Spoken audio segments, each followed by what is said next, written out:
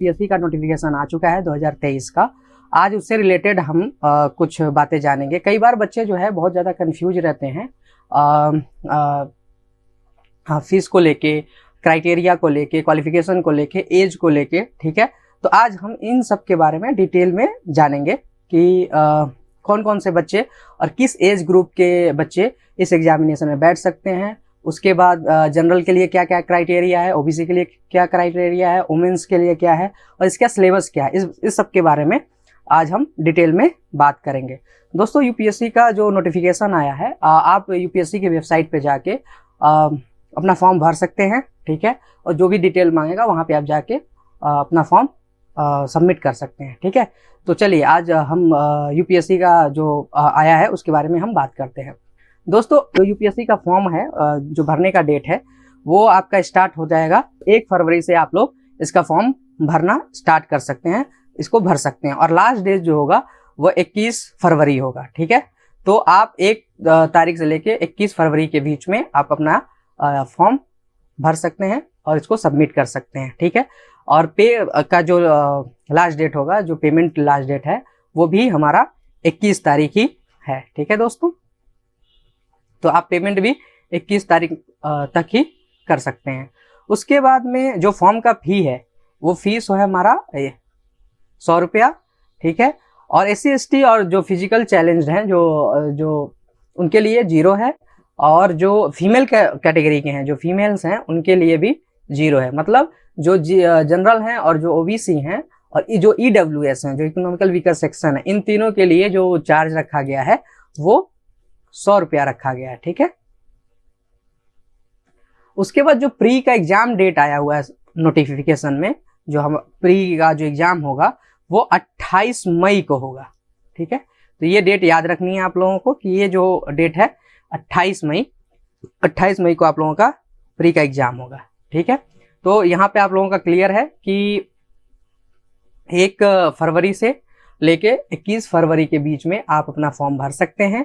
जो पेमेंट का last date भी होगा वो भी 21 फरवरी होगा। सॉरी, यहाँ 2 लिख दिए हैं, ये 21 फरवरी होगा। ठीक है, और जो फॉर्म सबमिट का जो होगा वो भी 21 फरवरी ही होगा। ठीक है, इसमें जनरल और ओबीसी का जो है और EWS को 100 रुपया ही है। जो शेड्यूल्ड कास्ट है और शेड्यूल्ड ट्राइब है और जो मतलब जो अनुसूचित जाति है, जनजाति है, और जो विकलांग हैं, ठीक है, जो दिव्यांग हैं, उनके लिए ये रखा गया है 0 रुपया। ठीक है, और जो फीमेल है उनके लिए भी 0 रुपया रखा गया। ठीक है, ठीक है दोस्तों, चलिए आपको ये समझ में आ गया होगा। आगे चलते हैं दोस्तों। सबसे ज्यादा कंफ्यूजन होता है एज को लेके और चांस को लेके कि जनरल को क्या चांस मिलेंगे और उनका एज कितना है। ठीक है, और एज कब से काउंट करता है यूपीएससी। ठीक है, तो इसके बारे में हम इस स्लाइड में समझेंगे। देखो दोस्तों, जो जनरल कैटेगरी हैं उनके लिए जो एज का क्राइटेरिया रखा गया है वो रखा है वो 32 साल की उम्र तक। ठीक है, 32 साल तक वो यूपीएससी का एग्जामिनेशन दे सकते हैं। ठीक है, इसके साथ ही जो ओबीसी हैं वो 35 साल तक के उम्र के जो कैटेगरी के जो होंगे, जो 35 साल के एज ग्रुप में आते होंगे, वो इसको दे सकते हैं, 35 साल वाले। ठीक है, और जो SC ST हैं वो 37 यानी 37 साल के एज तक ये दे सकते हैं। और जो दिव्यांग हैं, ठीक है, दिव्यांग में जो जनरल हैं उनके लिए जो क्राइटेरिया रखा गया, उनका एज रखा गया 42। ओबीसी में जो दिव्यांग है उनको रखा गया है 45, और जो SC ST में है उनका ये 47 है। ठीक है, ये 47, ठीक है, 47 रखा गया है। ठीक है, तो आपको यहाँ क्लियर रहना है कि जो जनरल कैटेगरी में है और जो दिव्यांग नहीं है उनको 32 रखा गया है, 32 साल की उम्र तक वो दे सकते हैं। ठीक है, लेकिन जनरल में जो है और दिव्यांग हैं उनको दिया गया है 42। ठीक है, 42 साल। इसी तरह ओबीसी में जो नॉर्मल है, ठीक है, जो दिव्यांग नहीं है, उनके लिए रखा गया है क्राइटेरिया 35, और जो ओबीसी में जो दिव्यांग है उनके लिए रखा गया है 45। ठीक है, और जो SC ST में है उनके लिए है 47। ठीक है, और यहाँ पे जो है जो मतलब जो दिव्यांग नहीं है, जो तो उनके लिए रखा गया है 37। अब यहाँ पे हम चांस की बात करें तो जनरल को जो चांस मिलता है वो 6 चांस मिलता है, 6 अटेम्प्ट मिलता है उनको कि वो 6 बार एग्जाम दे सकते हैं। उसके साथ ही जो ओबीसी हैं उनको 6+3 3 साल का जो है एज रिलैक्सेशन मिलता है इनको, ठीक है। तो ये 9 चांस दे सकते हैं, 9 अटेम्प्ट दे सकते हैं, ठीक है। इसी तरह SC ST को 11 अटेम्प्ट दिया गया है, इनको जो है 5 साल का रिलैक्सेशन दिया जाता है, ठीक है। तो यहाँ पे आप ये समझ में आ गया होगा आप लोगों को कि जनरल के जो हैं उनमें 32 जो है एज ग्रुप के लोग दे सकते हैं, उनको 6 चांस मिलेगा। ओबीसी को 35 एज है और उनको 9 चांस मिलता है, 9 बार वो अटेम्प्ट कर सकते हैं। SC ST को 37 एज तक के दे सकते हैं और इनको 11 चांस मिलता है, ठीक है। इसके साथ ही जो फिजिकल चैलेंज हैं, जो फिजिकली जो दिव्यांग है जिनको हिंदी में कहते हैं, वो 42 साल तक जनरल वाले दे सकते हैं, ठीक है। मतलब 42 साल तक में वो अनलिमिटेड टिल एज, अगर 42 साल के उम्र तक और 21 साल के बाद ये शुरू करेंगे और वो अनलिमिटेड दे सकते हैं 42 साल की उम्र तक। ओबीसी का भी इसी तरह से है, वो 45 साल के एज तक 21 से 45 साल के उम्र तक ये दे सकते हैं, ठीक है। SC ST 47 साल तक के उम्र तक दे सकते हैं, ठीक है। तो यहाँ पे आप लोगों को एकदम क्लियर हो गया होगा, ठीक है। आगे चलते हैं कि हम देखते हैं कि एज कैसे काउंट करता है यूपीएससी। तो देखिए ये जो है बेस है, इस बेस पे आपको लेगा वो, ठीक है। जैसे मान लीजिए कि अगर आपका एज जो है 13/6/93 है, ठीक है। तो आपको ये देखना पड़ेगा कि आप 13/6/93 से लेके इसके बीच में आपका 32 साल से कम होना चाहिए, ठीक है। अगर 32.1 भी हो गया तो आप ये एग्जामिनेशन नहीं दे पाएंगे जनरल ग्रुप के। इसी तरह से ओबीसी के भी हैं, अगर 35.1 हो गए तो भी नहीं दे पाएंगे। SC ST भी इसी तरह से हैं, ठीक है। या आपका अगर 6 अटेम्प्ट पूरा हो चुका है 32 साल की उम्र से पहले ही तो भी आप नहीं दे पाएंगे। ओबीसी अगर 35 साल से पहले आपका 9 अटेम्प्ट हो गया है तो भी दिक्कत हो जाएगी, ठीक है। तो हम देखते हैं कि हम एज कैसे निकालते हैं, ठीक है। एज निकालने के लिए सबसे पहले आप अपना डेट ऑफ बर्थ लिख दीजिए, ठीक है। मान लीजिए कि हमारा डेट ऑफ बर्थ है मान लीजिए कि हमारा डेट ऑफ बर्थ है 13/6/93, ठीक है। तो अब इसमें हम लिख देंगे 01082023। अब इसको माइनस कर देंगे तो जो एज आएगा, ठीक है, वो हमारा एज निकल जाएगा, ठीक है। और अगर वो मतलब यूपीएससी ये मान के चलिए कि यूपीएससी जो अपना बेस बनाया है इस बार, आपको इतने एज तक 32 से कम होनी चाहिए, ठीक है। 1/8/2023 तक आपको 32 से कम एज होना चाहिए, तभी आप जनरल वाले एग्जाम दे सकते हैं, ठीक है। ओबीसी का 35 से कम होना चाहिए इस एज तक, और SC ST का 37 से कम। फिजिकली जो चैलेंज है, जो दिव्यांग है, उनके लिए अनलिमिटेड है, लेकिन ये एज क्राइटेरिया बनाया गया है, ठीक है। आई होप आप लोगों को ये समझ में आ गया होगा, क्लियर हो गया होगा एज को लेके और चांस को लेके। जो अक्सर बच्चे कंफ्यूज रहते हैं कि किसको कितना चांस मिलता है और कितना अटेम्प्ट मिलता है, इसको लेके आप लोगों का कंफ्यूजन दूर हो गया होगा। और आपको अगर एज का अपनी गणना करनी है तो आप एज इसको बेस मान के कर सकते हैं। आप जो भी है आपका डेट ऑफ बर्थ वो डालेंगे और इसमें से माइनस करके आप निकाल सकते हैं अपना एज, ठीक है। कैसे निकालेंगे, तो पहले आप लिखेंगे सन, ठीक है, ये है, और मान लीजिए ये 1993, ठीक है। इसमें से ये हो जाएगा 0, ठीक है। ये हो जाएगा 12 में से 9 हो जाएगा 3, ठीक है। ये कट जाएगा, मतलब ये 30 साल। तो अभी मैं मतलब दे सकते हैं, जो 30 साल के ग्रुप के होंगे वो ये एग्जाम दे सकते हैं, ठीक है। इस तरह से आप निकाल सकते हैं अपना एज, ठीक है। चलिए अब अगले स्लाइड में चलते हैं। अब हम देखते हैं एग्जामिनेशन का जो पैटर्न क्या है, ठीक है, किस किस लेवल पे एग्जाम होता है और क्या क्या क्वेश्चंस आते हैं, क्या क्या सब्जेक्ट्स उसमें पूछे जा सकते हैं, ठीक है। तो देखो यूपीएससी जो है 3 लेवल पे एग्जाम लेता है। एक तो होता है प्री, ठीक है, एक वो प्री लेता है, ठीक है, जो एक तरह से क्वालिफाइंग ही होता है, ठीक है, कि इसमें आप क्वालिफाइंग हो जाए तो आप मेंस में आगे बढ़ सकते हैं। तो ये क्वालिफाइंग होता है, ठीक है। इसमें आपके 2 पेपर होंगे। एक पेपर होगा आपका जीएस का, जनरल स्टडी का, ठीक है, एक पेपर आपका होगा जीएस का और एक होगा सीसेट का, ठीक है, एक जीएस का होगा और एक सीसेट का होगा, ठीक है। ये क्वालिफाइंग होता है, इसमें से आपका जो है मेरिट बनता है, ठीक है, ये मेरिट बनेगा। और सीसेट में आपको 33% से ऊपर जो है आना चाहिए, ठीक है। अगर वो 200 नंबर का है तो 66% होना चाहिए, अगर वो 100 नंबर का है तो 33% से ऊपर होना चाहिए, तब आप क्वालिफाइंग कर पाएंगे। जीएस में भी आपका जीएस के नंबर पे ही आपका मेरिट बनेगा, ठीक है, जिससे आप क्वालिफाई करके मेंस के एग्जाम में प्रमोट हो सकते हैं, मेंस का एग्जाम दे सकते हैं। मेंस के एग्जाम में 7 सब्जेक्ट्स एक तरह से मान सकते हैं हम कि 7 होते हैं।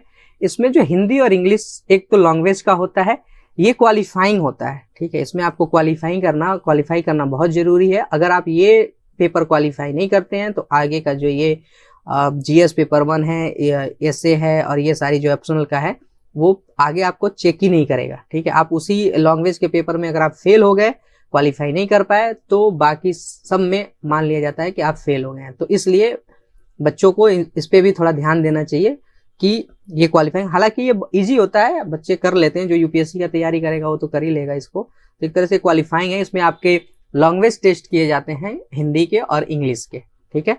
पता नहीं है कि आप किस स्टेट में जाके काम करना पड़े आपको, तो हो सकता है अगर आप हिंदी भाषी क्षेत्र में जाते हैं और लोगों के बीच में काम कर रहे हैं तो ये बहुत ही नेसेसरी है और बहुत ज़रूरी है कि आपको हिंदी का ज्ञान होना चाहिए।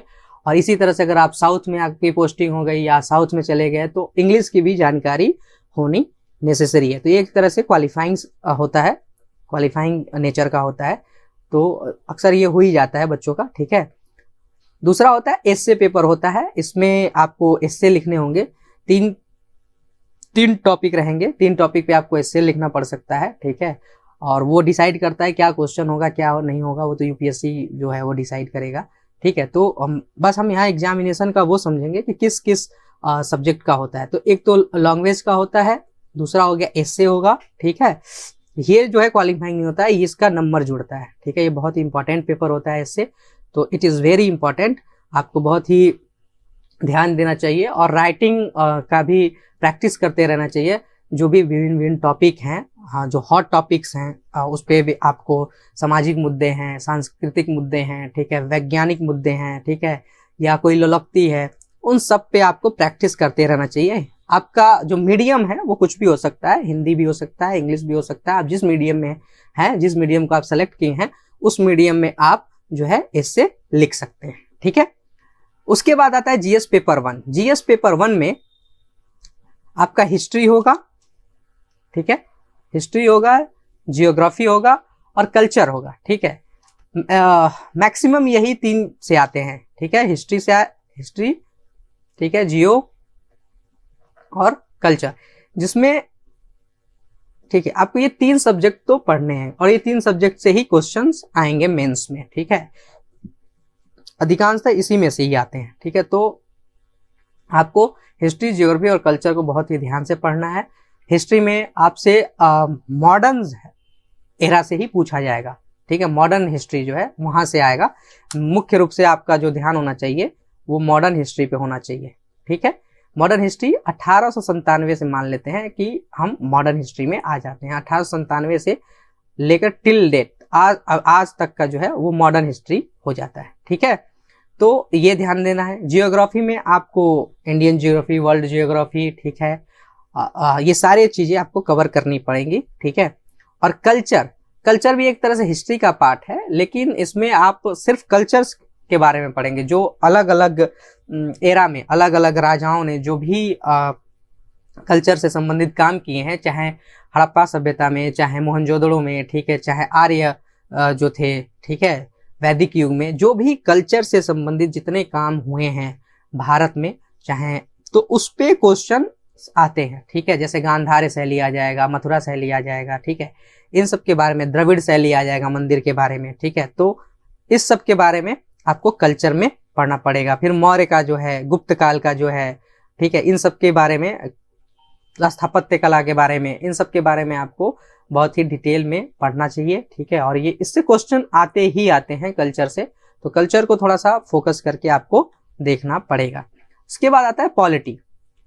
पॉलिटी में राजनीति से संबंधित जो राजनीति विज्ञान है, जो राजनीति है, राजनीति व्यवस्था कहते हैं, राज्य व्यवस्था कहते हैं, इससे संबंधित क्वेश्चन होगा और यह अधिकांशतः हॉट टॉपिक ही होता है।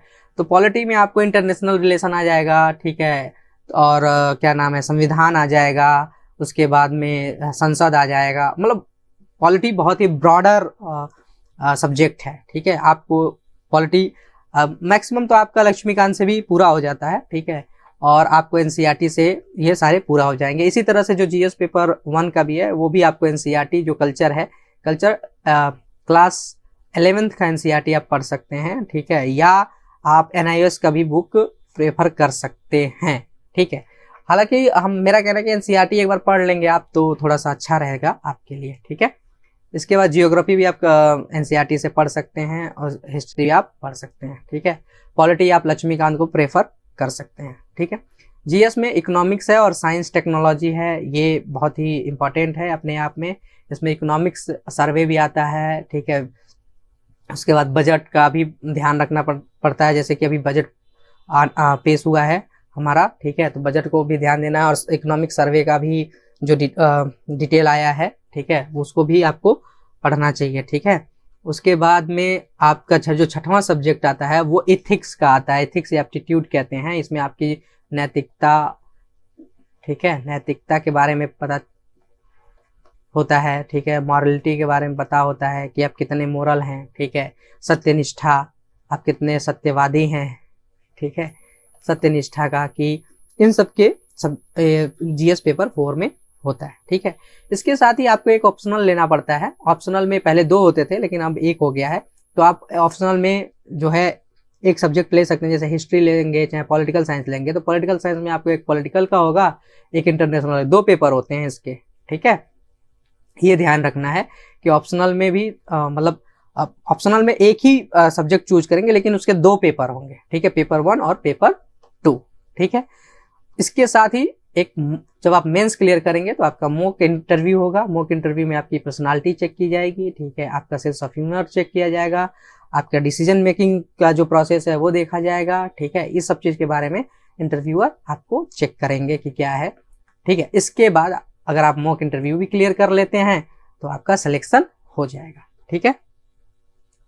चलिए, इसके बाद जो एजुकेशनल क्वालिफिकेशन का, तो अब मुझे लगता है कि सबको पता ही होता है कि एजुकेशनल क्वालिफिकेशन क्या है, कितना होता है। तो आईएएस के लिए जो एजुकेशनल क्वालिफिकेशन होता है, जो किसी भी यूनिवर्सिटी से अगर आप बैचलर में डिग्री किए हुए हैं तो आप दे सकते हैं, कोई भी सब्जेक्ट से किए हैं तो आप ये आईएएस, आईपीएस और आईआरएस का दे सकते हैं इसमें। लेकिन और भी जो पोस्ट हैं, जैसे इंडियन फॉरेन सर्विस के लिए थोड़ा सा अलग मांग देता है, ठीक है। ऐसे इंडियन फॉरेस्ट सर्विस के लिए एक कुछ क्राइटेरिया, स्पेशल क्राइटेरिया मांग देते हैं ये, ठीक है।